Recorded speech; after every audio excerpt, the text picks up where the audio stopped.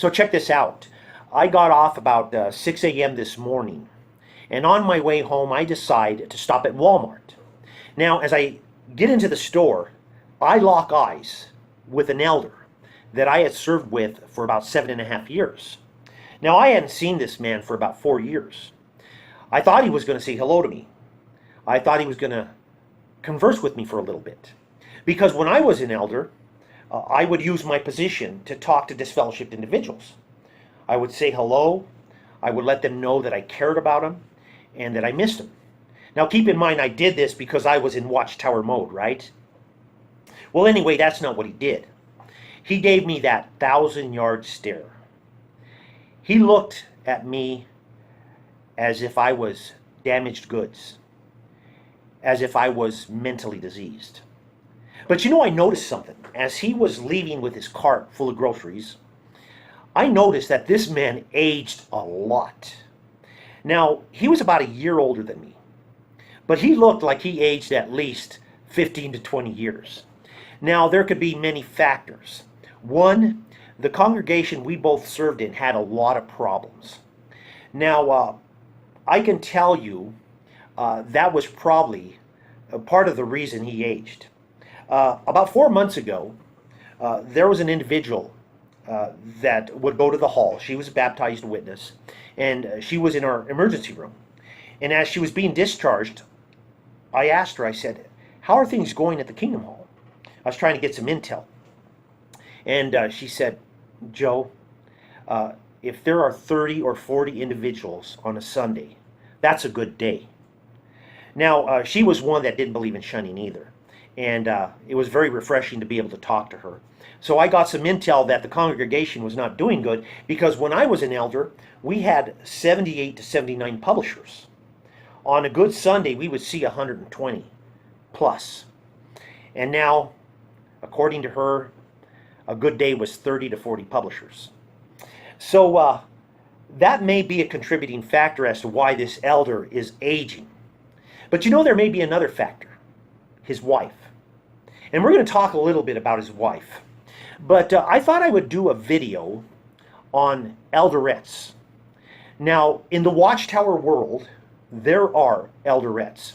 Now, before I do this video, I want to make it very clear. I highly respect women. When I was on the fire department, I had a lieutenant. She was a woman. She was a good leader. My first paramedic partner was a woman. Excellent medical care provider. All my managers at this hospital are women. I respect them. I don't have the same opinion that the governing body has on women.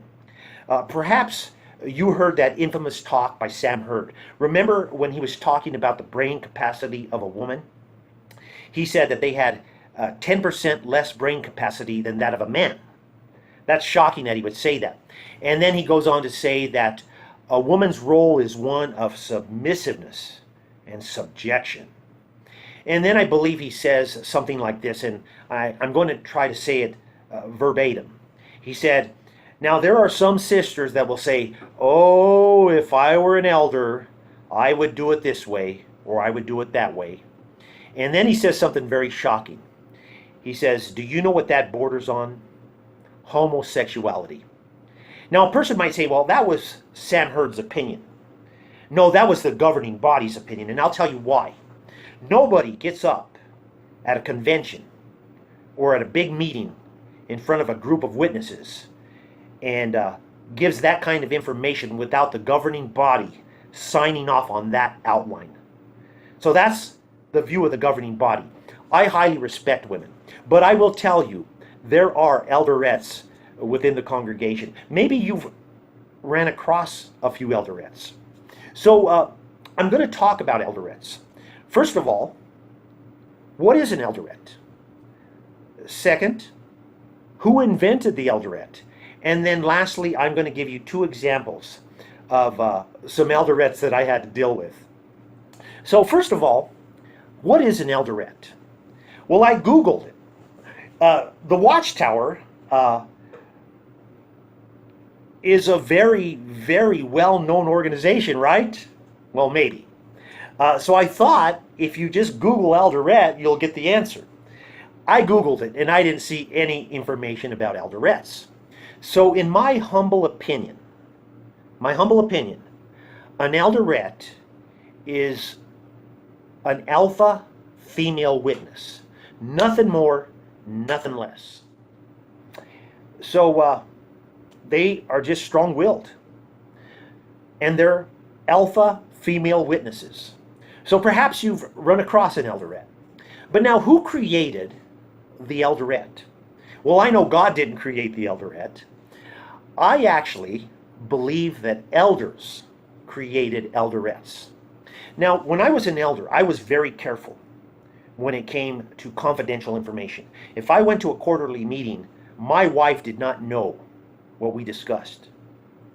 If I was part of a judicial meeting, a judicial committee, or a reinstatement meeting, my wife didn't know a thing about it. But you know what happened one time? I slipped. I'll throw myself under the bus. What happened, I had to be on a judicial committee. And the reason I had to be on this committee, the individual, 3 of the elders were relatives. So they were not able to be on the committee. So I was one of 2 other individuals that had to be on the committee. Now, keep in mind, I did not like judicial committees, and I've made that clear in other videos. And it turned out bad. It went south. The other elders wanted to disfellowship the individual.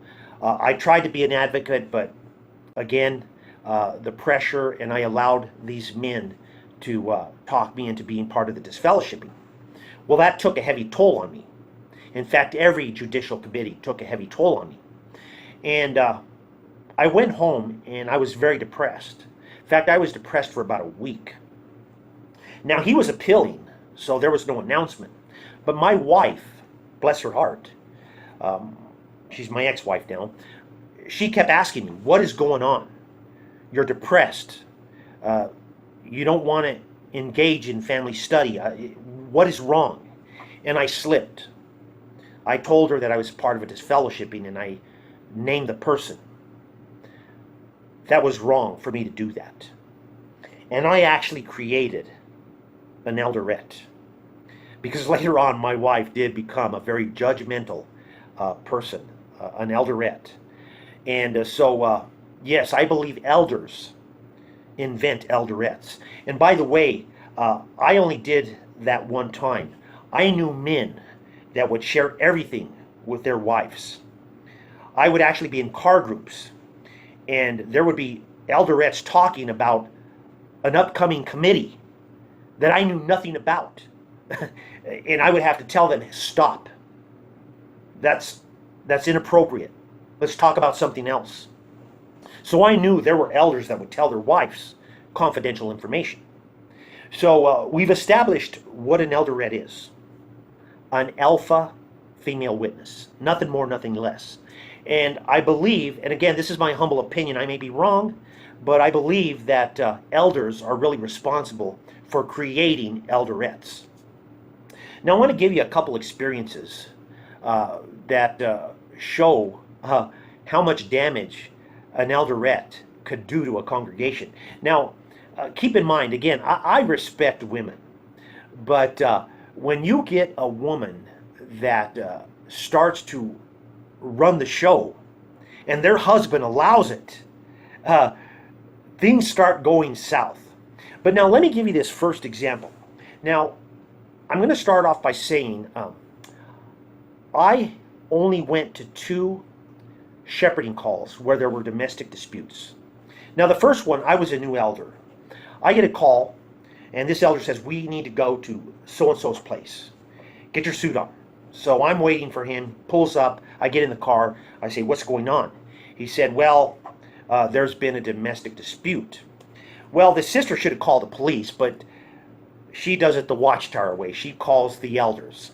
By the way, we're not qualified to handle domestic disputes.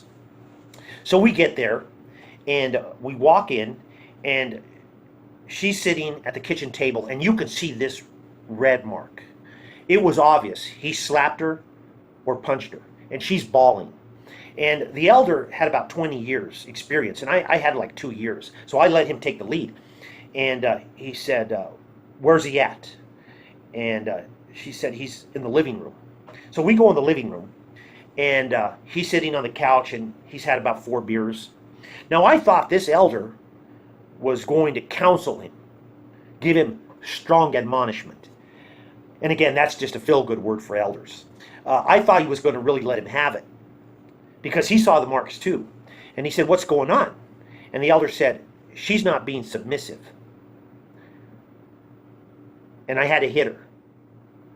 Now, I thought the elder was going to counsel this man, this brother. By the way, we didn't even have our Bibles. We were so unprepared. And he did not counsel him. He said, well, we're going to go talk to her. And I was shocked. Now, I want to just let you know, after I was dismissed from the organization, I applied for the sheriff's department. I was a deputy sheriff for 3 years. I could tell you, if we would have went to that home, we would have hooked him up, he would have been cuffed up, and he would have been in a holding cell. That's the way things are done. But this elder just said, we're going to go talk to her. So we go in the kitchen, and I couldn't believe it. He said, your husband is telling us you're not being very submissive. And she's still crying, and he says, there's nothing we can do here. And I was shocked. And we leave. And I could not believe it. We left this woman with a man that could go back in that kitchen and slap her around. So anyway, that was the first domestic dispute call that I went on as an elder, shepherding call.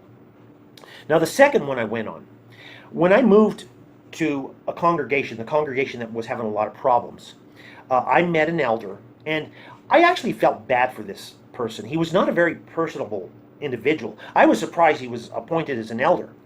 And when he would give talks, he was very timid. He wouldn't even give eye contact. And the elders actually let him give a public talk. I was really surprised. I was the chairman that day. And I went up, and I thought I was going to see an outline in a Bible. I saw 40 pages, and he wrote out the entire talk. And when he gave the talk, he read the entire talk verbatim. So, the elders allowed him to give the talk, but he was a very timid person. Now, I will tell you that his wife ran the show. And one night, I get a call, and it's his older daughter. And she says, you need to come to the house, please. And so I get showered, I get my suit on. I don't even call another elder. I race over because I don't know what's going on. And knock on the door, and his wife opens the door, just a crack. And she says, you need to leave. And I said, I'm just here to visit with you guys. Is everything okay? She said, I want you to leave. Now, this was the wife of an elder, right?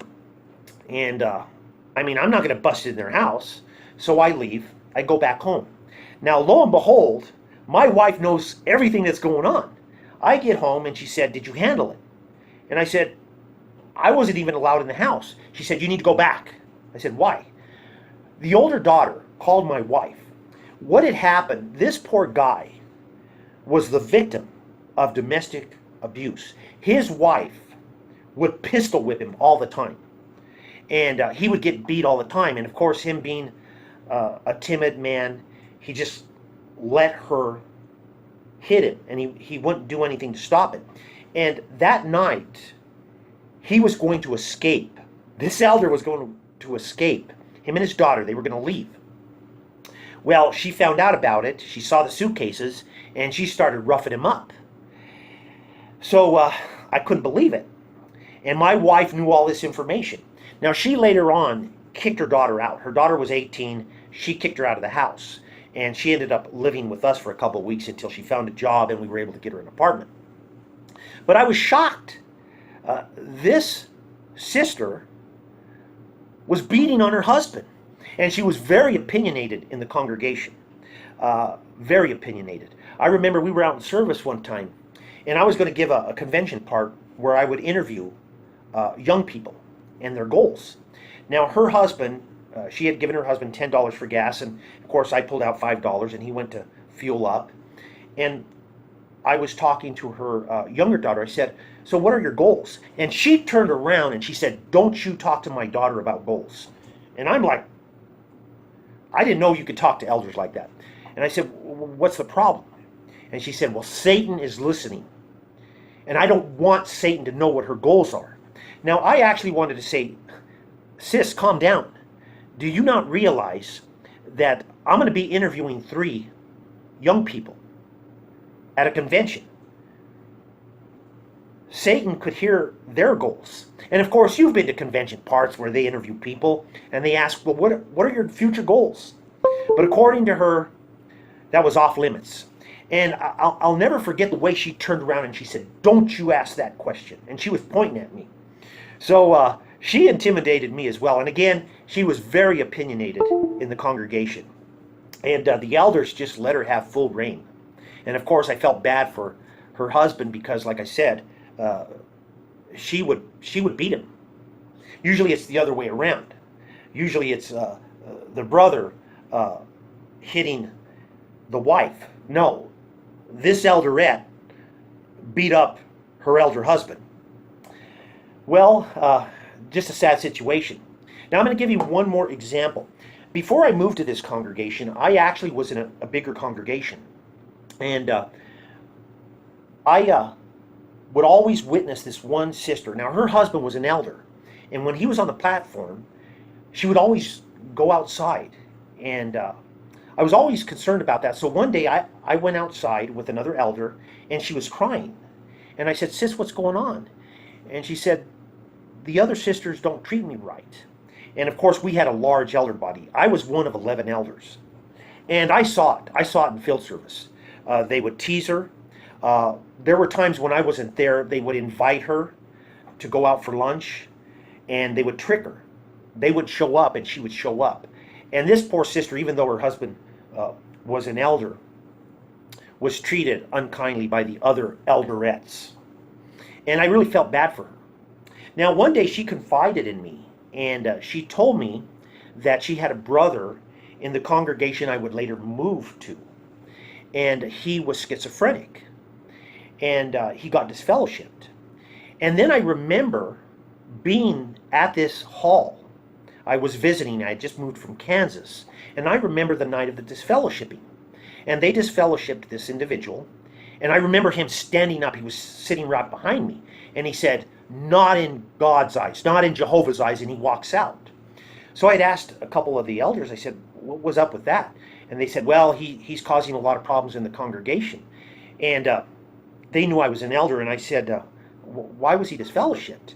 And they said, "Well, he's a nut." Now, in the Shepherd the Flock of God book, it says that you could consider mental illness when it comes to judicial matters. So I asked him, I said, "What sin did he commit?" And they said, "Well, he talks to himself at the Kingdom Hall. And he had actually told sisters that he was an assassin for the Reagan administration." Well, that's schizophrenia. That's not a serious sin. But I don't know what else transpired. Well, anyway, she confided in me that her brother got disfellowshipped and she missed him. And of course, the elderettes in the congregation, they didn't treat her well. And I believe she has some mental issues as well. So I get invited to the congregation that I would later move to. And I decide, you know what? I'm going to invite this family, this sister and her husband, who was an elder, and we were really good friends. So we go, I give my talk, and we're invited to the presiding overseer's house. I know they call them coordinators now. I didn't know his wife was an elderette. So we go over, and she's directing everything. She's running the show. Now we're starting to eat. Now during the meal, she starts talking about people they've disfellowshipped. And I'm like waiting for her husband to jump in and say, "Honey, stop." I couldn't believe it. And I'm trying to change the conversation. And I've got my wife, and then I've got this sister and this other elder. And I know they're very uncomfortable. But now here's what really messes up the whole occasion.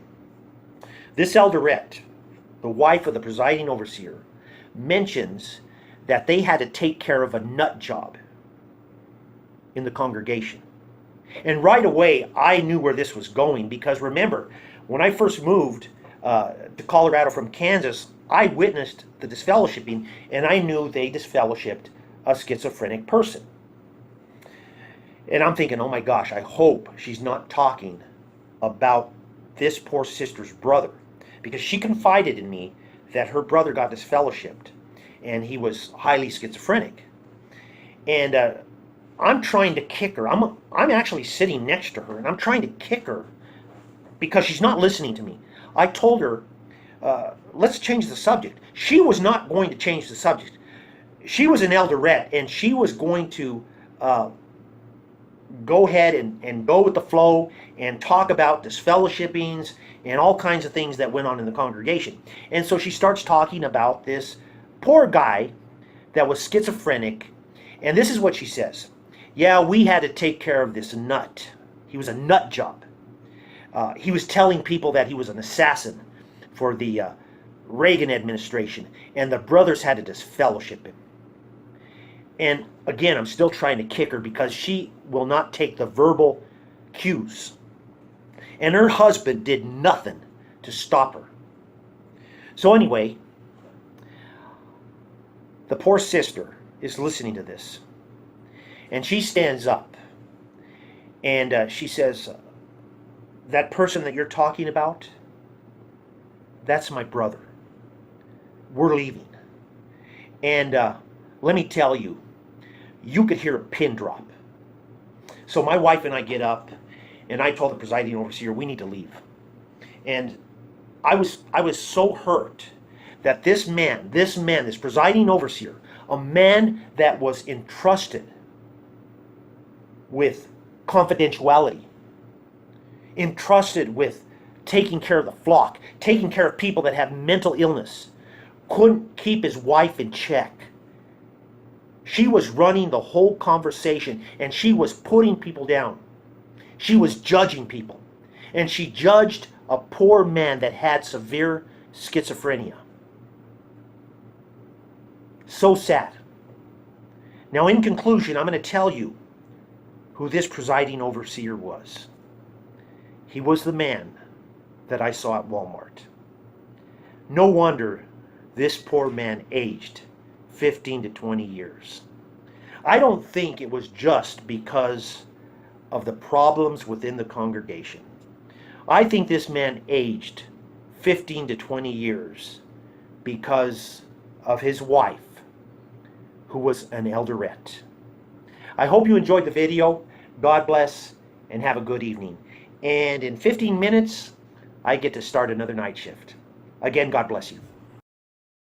Yeah, Dr. Jason Morrison, theologist again. I just want to say thank you for watching the videos, and I hope you got plenty of self-rediscovery and freedom out of it. If you watched it on YouTube, please share or like, maybe even comment. If you watched it on Facebook, like, comment, share. But most of all, get out and live. This isn't a rehearsal. You've got a one-off life.